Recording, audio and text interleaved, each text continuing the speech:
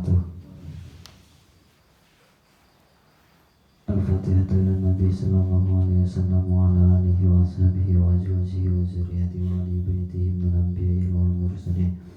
Anna Allah yu'li darajatihim fil jannah wa yanfa'una bi asrarihim wa anwarihim wa ulamihim wa barakatihim fid dini wa dunya wal akhirah. Wa yaj'aluna min hisbihim wa yarzuquna mahabbatahum wa yatawaffana ala millatihim wa yashiruna fi zumratihim. Wa ila al-mu'allif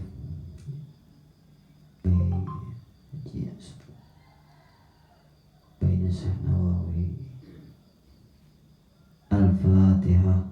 A'udzu billahi minasyaitonir rajim. Bismillahirrahmanirrahim. Alhamdulillahi rabbil alamin arrahmanir rahim maliki yaumiddin.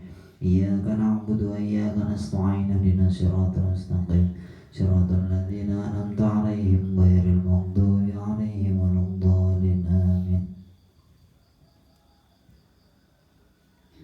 Bismillahirrahmanirrahim.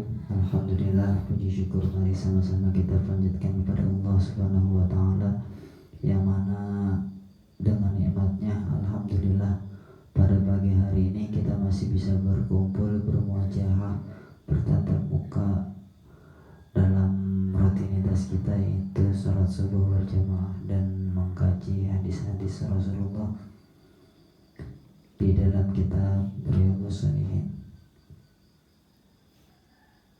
Di sini saya melanjutkan hadis yang telah dibahas oleh teman-teman di dalam bab muraqabah atau bab yang menerangkan tentang selalu merasa diawasi oleh Allah Subhanahu wa taala.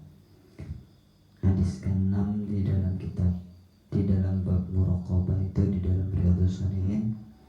Bismillahirrahmanirrahim. Qala al-musannif rahimahullahu ta'ala wa nafa'ana bihi wa bi 'ulumihi fid dharain. Amin. Bismillahirrahmanirrahim. As-sadisu utawi hadis kang kaping 6. An Abi Hurairah radhiyallahu ta'ala anhu anna Rasulullah sallallahu alaihi wasallam annahu sami'na anna nabiyya sallallahu alaihi wasallam yaqulu inna salasatan min bani Israil abrasa wa aqra'a wa a'ma aradallahu ayyabtaliyahum faba'asa ilaihim malakan. Ya, hadisnya enggak saya baca secara lengkap karena hadisnya alhamdulillah lumayan panjang. Ini ada beberapa halaman. Saya langsung membahas intinya. Di dalam hadis ini ada sebuah cerita yang diriwayatkan oleh Abu Hurairah radhiyallahu taala anhu, yang mana Abu Hurairah pernah mendengar Nabi Shallallahu Alaihi Wasallam bersabda, yang mana dalam hadisnya, dalam perkataan Nabi, ada 3 orang Bani Israel. Bani Israel itu yaitu pengikutnya Nabi Musa alaihissalam dan juga pengikutnya Nabi Isa alaihissalam, yang mana 3 orang tersebut masing-masing memiliki penyakit. Yang pertama yaitu penyakit baros, atau mungkin yang sering disebut dengan penyakit kusta, penyakit kulit, yang mana penyakit kulit itu berupa belang-belang. Jadi penyakit baros itu penyakit kulit belang-belang. Ya katakanlah mungkin, ya saya belum pernah melihatnya ya, belum pernah searching juga terkait penyakitnya. Ya intinya belang-belang kulitnya. Terus yang kedua, orang tersebut dalam keadaan akrok, botak. Botaknya ini bukan karena dicukur, tapi karena penyakit, jadi rambutnya itu rontok. Dan yang ketiga yaitu a'ma, orang buta. Nah, kemudian Allah ingin menguji mereka semua dengan mendatangkan malaikat. Jadi kalau di beberapa penjelasan, yang namanya ujian itu pasti beda-beda, dan beda-beda pula orang menanggapi ujian itu. Kadang ada ujian itu ulama membagi dua. Sebagian ulama membagi ujian itu dua. Ujiannya ini beda dengan ujian sekolah. Kang Afif beda sama ujian kuliah ya Kang. Ya, ujian kehidupan itu ulama membagi dua, yaitu ujian dalam kesenangan dan juga ujian dalam kesusahan. Yang mana jawabannya juga cuma ada dua. Ketika kita diuji dengan kesenangan, maka jawaban atau indikator kelulusannya, jadi orang itu dikatakan lulus ujian di dalam kehidupan itu ketika dia diuji dengan kesenangan, tandanya dia bisa bersyukur. Dan apabila dia diuji dengan kesusahan, maka dia akan bersabar. Nah, kemudian lanjut di hadisnya. Kemudian Allah mengutus malaikat. Malaikat itu yang diutus oleh Allah berupa atau berwujud manusia. Salah satu keistimewaannya malaikat yaitu mampu berubah wujud sesuai kehendaknya, bukan kehendaknya tapi yang dikehendaki oleh Tuhannya. Karena malaikat itu tidak punya kehendak, tapi dia hanya menuruti perintahnya Allah, mengikuti perintah Tuhannya. Maka datanglah malaikat ini atau utusan ini yang diutus Allah kepada orang yang mempunyai penyakit baros atau penyakit kusta. Kemudian malaikat itu bertanya, apa yang paling kamu inginkan selama hidupmu? Kata malaikat. Kemudian orang yang memiliki penyakit baros ini menjawab, saya ingin warna kulit yang bagus, yang mulus, yang mana orang-orang tidak akan mencela saya lagi, kata yang punya penyakit baros ini. Nah, kemudian malaikat yang menjelma sebagai manusia ini mengusap orang tersebut, orang yang punya penyakit itu, maka seluruh penyakitnya hilang dan memiliki kulit yang bagus.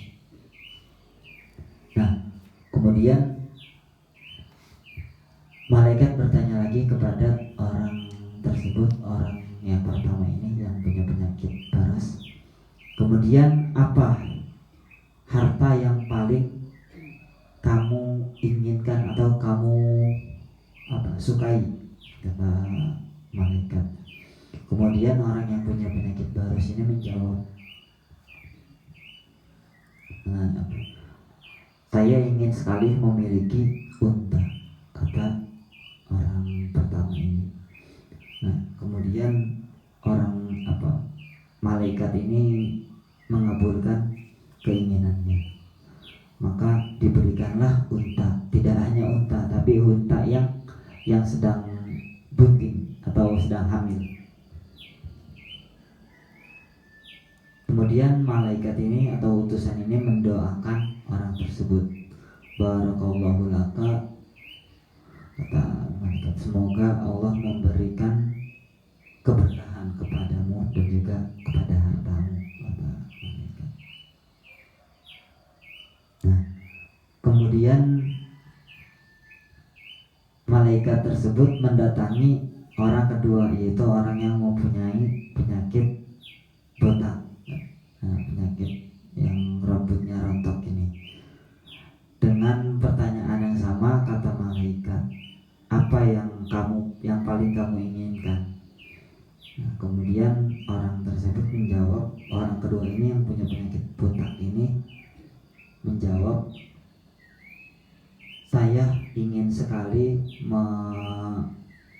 ingin mempunyai rambut yang bagus,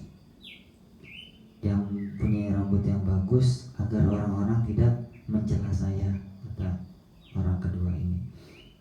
Nah, kemudian malaikat mengusap rambutnya, mengusap kepalanya, dan kemudian tumbuhlah rambut yang begitu bagus. Kemudian malaikat pun bertanya seperti halnya yang dilakukan pada orang pertama tadi. Malaikat bertanya, harta apa yang paling kamu inginkan atau paling kamu sukai? Kemudian orang kedua ini menjawab, saya ingin mempunyai sapi. Kemudian malaikat ini mengabulkan permintaannya, yaitu memberikan sapi, dan tidak hanya sapi, yaitu sapi yang sedang hamil. Kemudian malaikat itu mendoakan seperti orang pertama, semoga Allah memberikan keberkahan kepadamu dan juga kepada hartamu. Nah, orang yang ketiga ini jawabannya sedikit berbeda. Nah, dengan pertanyaan yang sama, apa kata malaikat bertanya kepada orang ketiga,